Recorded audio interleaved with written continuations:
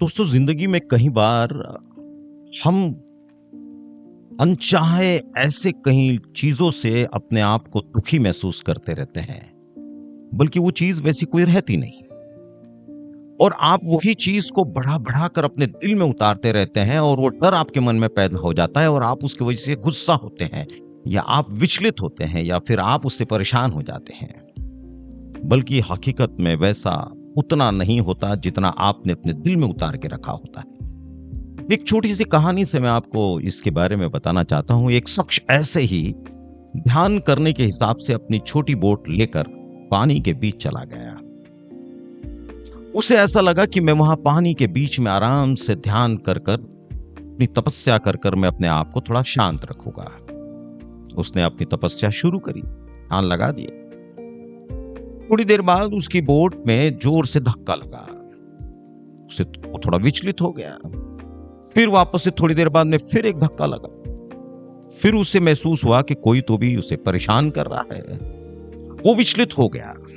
उसने अपने ध्यान को छोड़कर उसने बाहर आकर देखा तो बाहर कुछ नहीं था।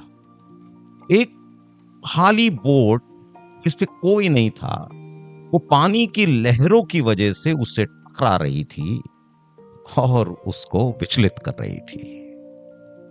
दोस्तों, जिंदगी भी ऐसी है। कहीं चीजें जो ऐसी होती है जो आपको नजर नहीं आती मगर आपको विचलित करती रहती है। आपका काम है वो चीज को समझना, वो चीज को अपने दिल में उतारना और ये ध्यान लगाना कि हकीकत में वो है या नहीं है। कई बार जाने अनजाने भी बहुत सारी चीजें आपके दिल में आपको डर पैदा कर देती है और आपको परेशान करते रहती है, और आप उसको बढ़ा चढ़ा के अपने दिल और अपने दिमाग में उतार लेते हैं और उससे कहीं गुना ज्यादा आप परेशान होते हैं। याद करिए साहब, ये सिर्फ भ्रम है। आप जिस दिन अपने दिल से वो चीज को देखने की शुरुआत कर दोगे, कोई चीज आपको विचलित नहीं कर सकती।